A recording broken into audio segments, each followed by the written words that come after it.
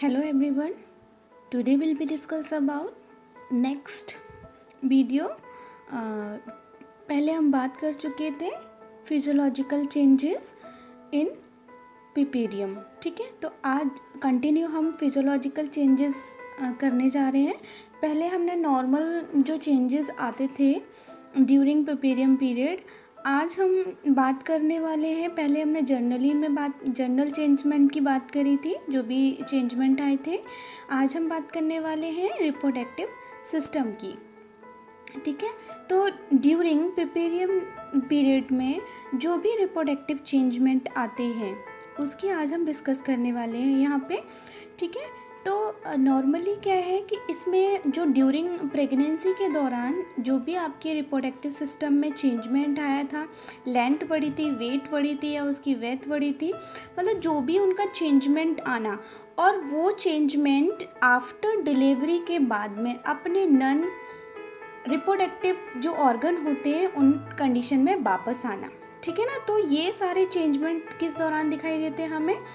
पिपेरियम period. ये पिपेरियम period एक ऐसा पीरियड होता है जब नन प्रेग्नेंट जो रिप्रोडक्टिव सिस्टम के जो भी ऑर्गन होते हैं नॉर्मली कंडीशन में, वही कंडीशन में वापस आना इस वाले पीरियड में, that called is reproductive system changes during puerperium. ये क्लियर है? ओके. अगर हम बात करें कि मैंने अभी बोला था कि जो आफ्टर लेबर के बाद में जो भी आपके रिप्रोडक्टिव सिस्टम के जो ऑर्गन्स हैं वो विद इन पिपेरियम पीरियड में वापस आना, तो दैट मीन्स मैं कह रही हूँ वापस अपने कंडीशन पे आना. तो इस प्रोसेस को हम क्या बोलते हैं? तो इस प्रोसेस को हम बोलते हैं इन्वोल्यूशन.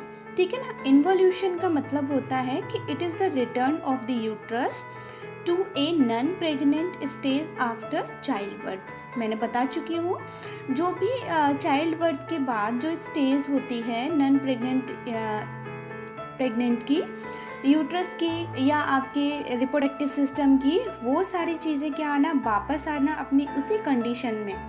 ठीक है, लेकिन कब? After child birth. तो उसको हम क्या बोलते हैं? इन्वोल्यूशन कंडीशन बोलते हैं.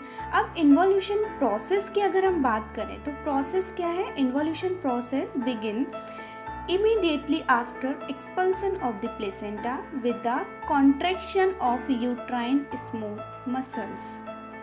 यानी कि कहने का मतलब है कि जो इन्वोल्यूशन किसको बोल रहे थे? जो आपके जो रिप्रोडक्टिव ऑर्गन थे वो नन रिप्रोडक्टिव ऑर्गन के स्टेज में वापस आना, इसको हम बोल रहे थे इन्वोल्यूशन. ठीक है, तो अब प्रोसेस का क्या मतलब है?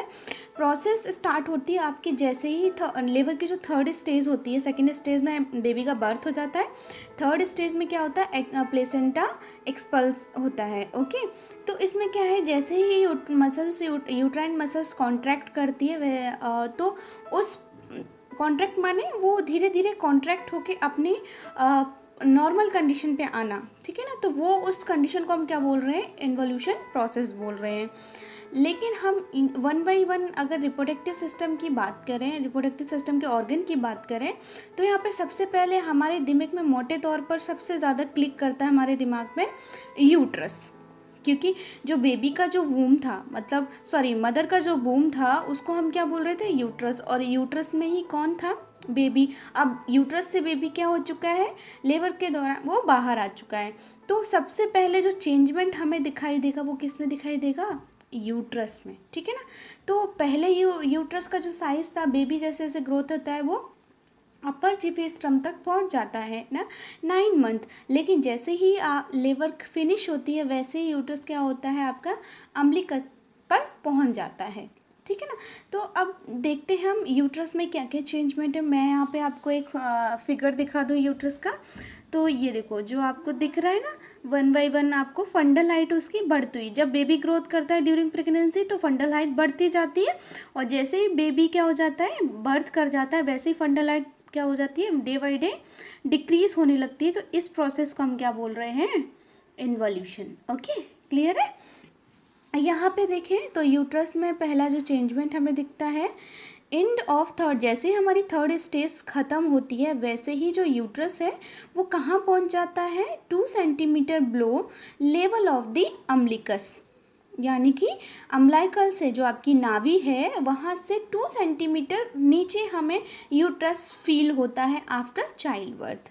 और अगर उस दौरान यूट्रस का वेट जो देखा जाए वो वेट होता है, मतलब अभी नॉर्मली वेट देखा है तो वो 1000 ग्राम का होता है, ठीक है ना। तो अम्लिकस पर अगर विद इन 24 आवर्स मतलब इसमें क्या है, डिफरेंट पीरियड आपके इंक्लूडेड हैं। तुरंत देखा जाए आफ्टर चाइल्ड बर्थ के दौरान, तो जो आपका जो यूट्रस का जो प्लेसमेंट है वो बिलो अम्लाइकल 2 सेंटीमीटर तक हम आपका नोटिस कर सकते हैं। लेकिन विद इन 24 आवर हो चुके हैं आफ्टर चाइल्ड बर्थ, तो यूट्रस का जो कंडीशन होगा वो क्या होगा, जो सेम साइज सेम रहेगा, ठीक है, लेकिन 20 वीक्स ऑफ गेस्टेशनल तक।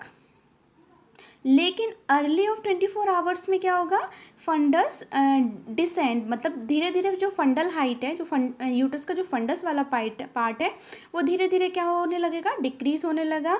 1 to 2 सेंटीमीटर हमें उससे थोड़ा सा कम दिखाई दे, मतलब कम लगेगा, ठीक है। अब जैसे मतलब एक मोटे तौर पे देखें तो आफ्टर बर्थ के बाद ही हमें जो यूट्रस की जो लेंथ दिख रही थी वो क्या थी, हमारी बिलो 2 सेंटीमीटर अम्लिकस, ठीक है, उसका लेवल दिख रहा था। लेकिन जैसे ही अर्ली 24 आवर दिखेंगे तो विद इन और 1 to 2 सेंटीमीटर हमें बिलो दिखाई देगा। फिर 6 डेज बाद अगर हम एग्जामिनेशन करते हैं तो उसके दौरान हमें दिखता है कि it is located between the symphysis pubis. अब सिम्फाइसिस प्यूबिस क्या होता है, सिम्फाइसिस प्यूबिस क्या है, जो प्यूबिक बोन है ना वहाँ पे आपस में एक मिलती हैं, तो वहाँ पे सिम्फाइसिस प्यूबिस बनता है, तो वहाँ पे यूट्रस की हमें पोजीशन दिखती है, लेकिन कब, 6 डेज पर, ठीक है। तो 1 वीक आफ्टर, अगर 1 वीक हो चुका है, मतलब यहाँ पे 7 डेज हो गए, 1 वीक कंप्लीट हो गया, तो यूट्रस का जो वेट है वो हमें क्या दिखाएगा, 500 ग्राम दिखाएगा। और 2 वीक्स हो चुके हैं तो 350 ग्राम दिखाएगा।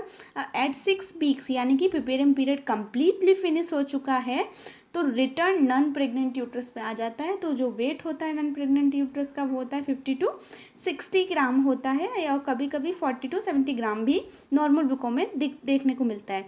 तो जो हम किसकी बात कर रहे हैं, प्रीपेरियम पीरियड की बात कर रहे हैं। तो प्रीपेरियम पीरियड में भी क्या हो रहा है, आपका पूरे जो रिप्रोडक्टिव ऑर्गन्स हैं वो क्या हो रहे हैं, नॉन प्रेग्नेंट स्टेज में आ रहे हैं।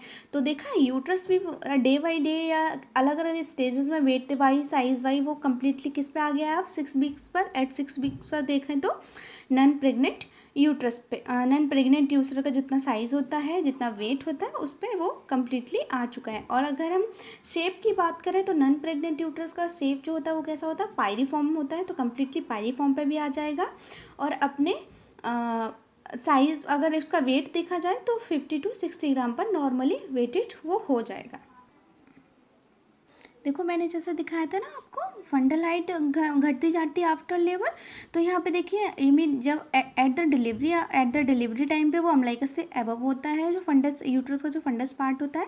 लेकिन जैसे ही डिलीवरी हो जाती है बेबी की, वैसे ही क्या है, ये देखो फंडल हाइट क्या दिख रही है आपको, वहाँ से 1 डे में क्या हो रहा है, पूरा कम्प्लीटली ब्लो 1 डे में ब्लो हो रही है, फिर 2nd डे में ब्लो हो रही है, फिर 3rd डे में ब्लो हो रही है, फिर 4th डे में, 5th 6 7 8 9 ऐसे पूरे कम्प्लीटली डे में वो क्या हो जाता है, अपने नॉन प्रेग्नेंट कंडीशन पे यूट्रस क्या हो जाता है, पहुंच जाता है। अगर हम यहाँ